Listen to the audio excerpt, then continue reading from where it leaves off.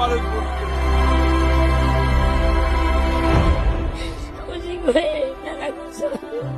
এইসব কিছু করতে হবে।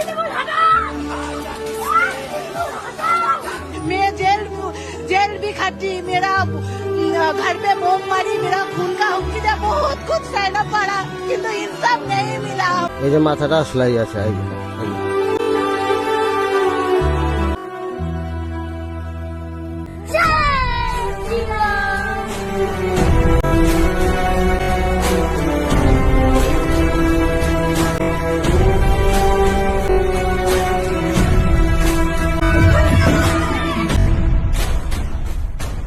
जिंदगी में कभी भी किसी का भी मजाक बना लेना, लेकिन कभी किसी के आंसुओं का मजाक मत बनाना, क्योंकि ये आंसू जो है वो दिल से निकलते हैं। जब व्यक्ति शोषित हो जाता है, जब व्यक्ति टूट जाता है, जब व्यक्ति को कोई राह नहीं दिखती है, तब ये आंसू निकलते हैं। ये पश्चिम बंगाल की स्थिति है और पश्चिम बंगाल की एक पार्टी है तृणमूल कांग्रेस, जो इन आंसुओं को ढोंग बता रही है, इसका मजाक उड़ा रही है। ममता बनर्जी सीधे सीधे ये कह रही है कि ये केवल ढोंग है, ये कोई आंसू नहीं है। वो इन साधारण लोगों के आंसुओं तक का मजाक बना रही है। ये देख के ऐसा लग रहा है कि 15 अगस्त 1947 को भारत देश को तो आजादी मिली थी, लेकिन भारत देश का एक राज है पश्चिम बंगाल, वो शायद गुलाम का गुलाम ही रह गया।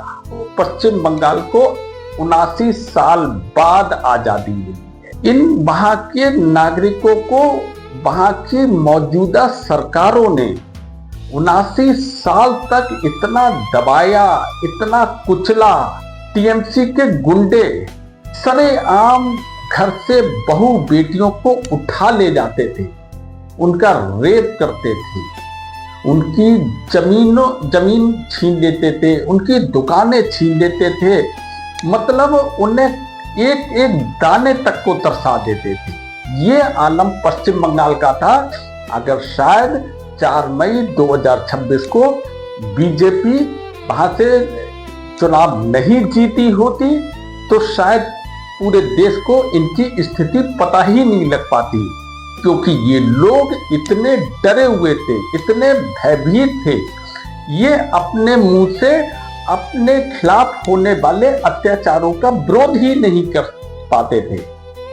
ये बहुत ज्यादा डर चुके थे, इन्हें कुचल दिया गया था, आदमियों को सरेआम मार दिया जाता था, बीच से काट दिया जाता था कुछ कहने पर। टीएमसी के गुंडे जब किसी भी गली से निकलते थे तो ये बेचारे मजबूर लोग अपने घरों में छुप जाते थे। आप इनका दर्द महसूस नहीं कर सकते, ये कितने ये रो रहे हैं बुरी तरीके से।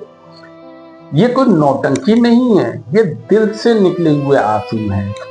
उन्हें आज लग रहा है कि वो आजाद हुए हैं। उन्होंने बड़ी मुश्किल से जो उन्हें दबाया गया था, वो आग कहीं किसी कोने में सुलगती रह गई और आज वो चिंगारी बनके फूट पड़ी है। वोट के रूप में उन्होंने एक ऐसी राष्ट्रवादी पार्टी को चुन लिया, हिम्मत दिखाई, अपने जान पर जोखिम लिया और आखिर उन्होंने वो कर दिखाया। बहुत छोटे छोटे लोग चुनाव लड़े हैं। एक आरजी कॉलेज में जो अभ्या नाम की एक छात्रा थी, बच्ची थी, उसका रेप करा गया था, उसकी मां चुनाव लड़ रही है। संदेश खाली में जो एक औरत जो रो रही है, उसका गैंग रेप करा गया था टीएमसी के गुंडों द्वारा, टीएमसी के नेताओं द्वारा, उसने चुनाव लड़ा है। एक और लेडी है जो घरों में बर्तन मांजती थी, उसने चुनाव लड़ा है, वो जीती है। आज वास्तव में लोकतंत्र की जीत हुई है। आज हमारा भारत जीता है। वास्तव में कितना अत्याचार सहा इन लोगों ने। ये वीडियो भी देखिए, इनके दर्द की इंतहा है इसमें। 4 साल का 14 साल की बच्ची, 70 साल की लेडी, कोई नहीं छोड़े जाते, कोई नहीं रेप के लिए छोड़े जाते। ये सच्चाई है आज भी पश्चिम बंगाल में, ये सच्चाई है। अगर आप बीजेपी के कार्यकर्ता की पत्नी हो तो बस आपको गैंगरेप तो करेंगे ही करेंगे, उसके ऊपर जाके थाने में बैठ के आप केस लिख ही नहीं पाएंगे। वहां आपको सबके सामने कहना पड़ेगा कि केस तो लिखेगा नहीं पुलिस, आप 15, 16, 17 जब तक हम आंदोलन करके भर भर के लिस्ट में आपको दे दूंगी, अब चाहे तो मतलब एक एक हफ्ते में 3, एक एक दिन में 4 रेप, मॉलेस्टेशन, गैंग रेप। आप लोग पूरे भारत में एक निर्भया, हमारे वहां पश्चिम बंगाल में कितने निर्भया आए गए, मर गए, रो के परिवार थक गए। मतलब प्रेग्नेंट वेमेन तक नहीं छोड़ी जाती, डिसेबल्ड वेमेन तक नहीं छोड़ी जाती। मैं अप्रैल की बात कर रही हूं, मई की बात कर रही हूं, अगस्त की बात कर रही हूं। कुछ मतलब आप लोग को इलेक्शन के खबर दिखते हैं, बाकी खबर आप कहां जानते हैं?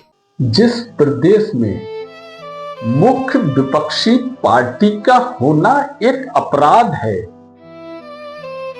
केवल इसलिए टीएमसी के गुंडे गैंग रेप करते थे क्योंकि वो बीजेपी का प्रचार करते थे, बीजेपी को वोट देते थे।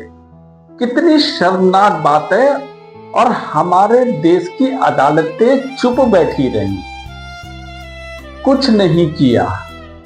जरा जरा से बात पर संज्ञान लेने वाली कोर्ट,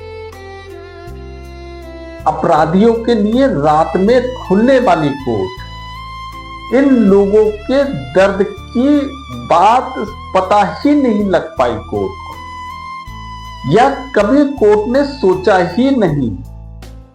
इतना दबा दिया गया था, ये इंतहा थी, इंतहा।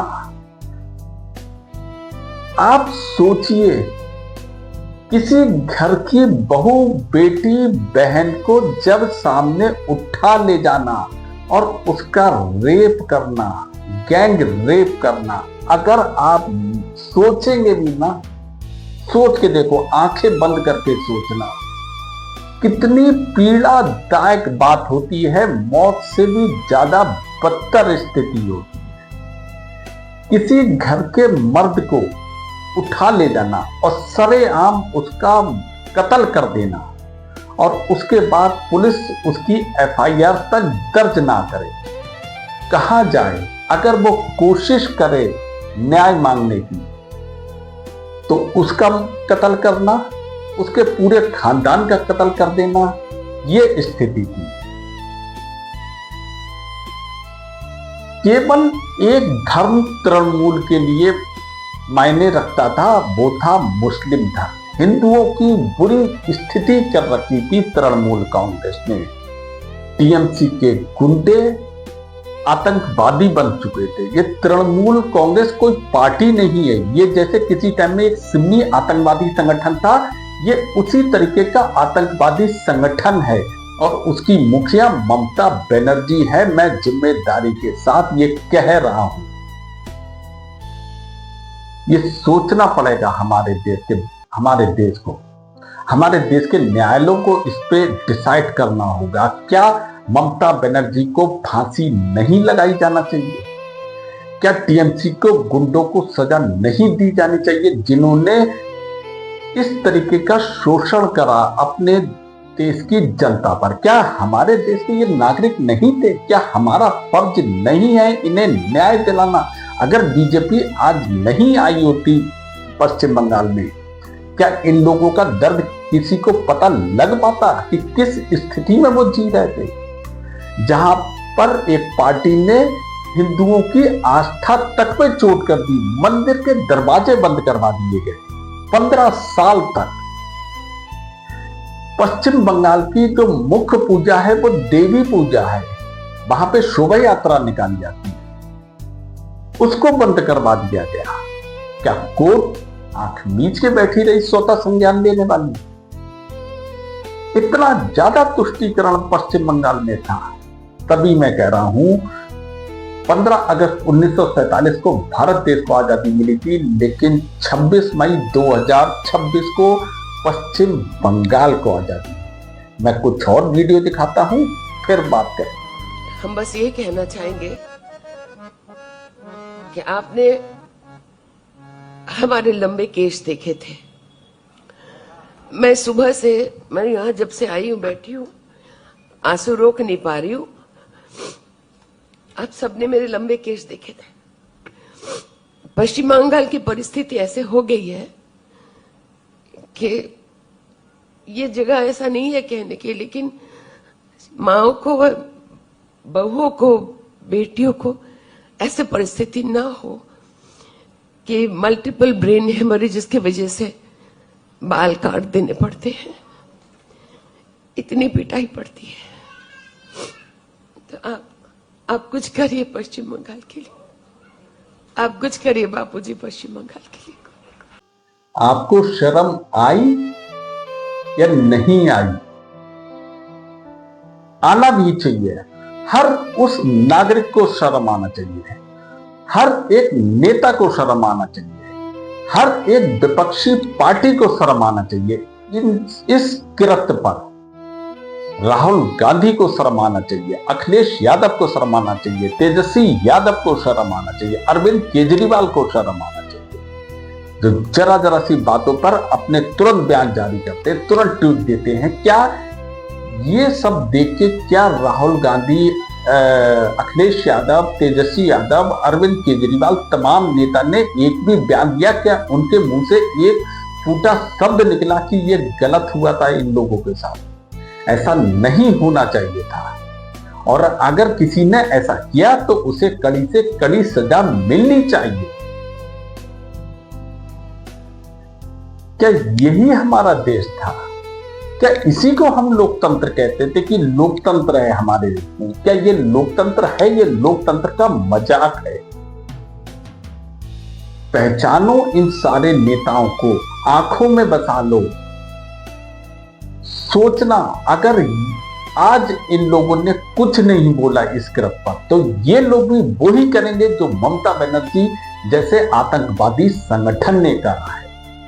ये भी वही संगठन माने जाएंगे जो टीएमसी संगठन है, आतंकवादी संगठन। सोचना पड़ेगा हमारे देश की जनता को। आज पश्चिम बंगाल की जनता जग चुकी है, उसके अंदर से मौत का भय खत्म हो चुका है। सबसे खतरनाक व्यक्ति वो हो जाता है जिसके अंदर से मौत का भय खत्म हो जाता है। आज वो उन्माद में निकल चुके हैं पूरे तरीके से। आज वो भी वही कर रहे हैं जो टीएमसी के गुंडे करते हैं। वो आज उनकी अपनी दुकानें टीएमसी के गुंडों से वापस मांग रहे हैं जबरदस्ती।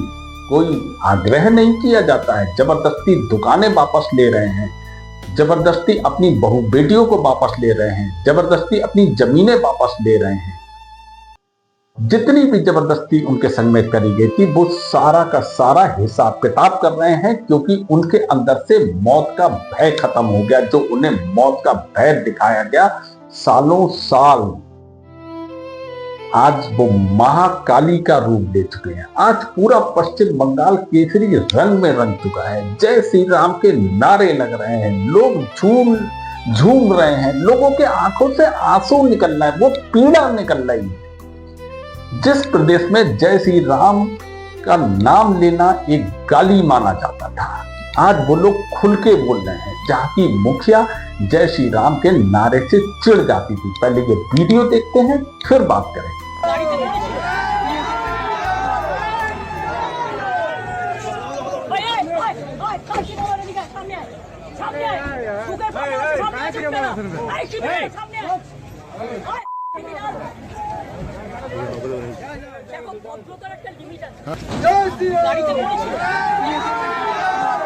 देखा आपने किस तरीके से जय श्री राम के नारे से चिढ़ रही है ये औरत,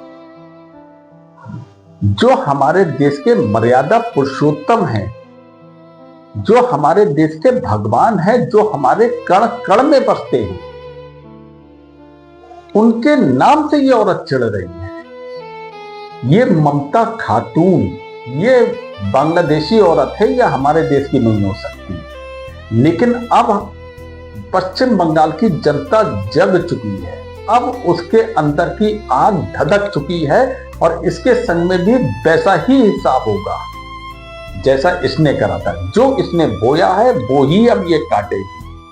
और मेरा मोदी जी से हाथ जोड़कर विनम्र निवेदन है कि आज वहां की जनता की भड़की हुई आग को शांत ना करें, उसका पूरा हिसाब किताब होने दीजिए। जब आज तक किसी कोर्ट ने इसमें इंटरफेयर नहीं करा इनके शोषण पर, तो कुछ टाइम आप भी शांत रहिए, पहले हिसाब हो जाए, उसके बाद देखा जाएगा। रफा दफा जैसी करनी वैसी करनी। मैं तो फिलहाल यही सोचता हूं, आप क्या सोचते हैं? आप अपनी राय कमेंट्स बॉक्स में जरूर दें, क्योंकि आपकी राय भी मायने रखती है। क्या सोचते हैं आप? क्या टीएमसी एक आतंकवादी संगठन के समान है या नहीं है? आप अपनी राय दे दीजिएगा। और अगर आपको मेरा वीडियो पसंद आया हो तो इसे लाइक और शेयर जरूर करना। और अगर आपने मेरा चैनल अभी तक सब्सक्राइब नहीं किया है तो इसे अभी सब्सक्राइब करना। तो फिर मिलते हैं अगले शनिवार को एक गंभीर विषय के साथ। तब तक के लिए थैंक यू वेरी मच। नमस्कार। जय श्री राम।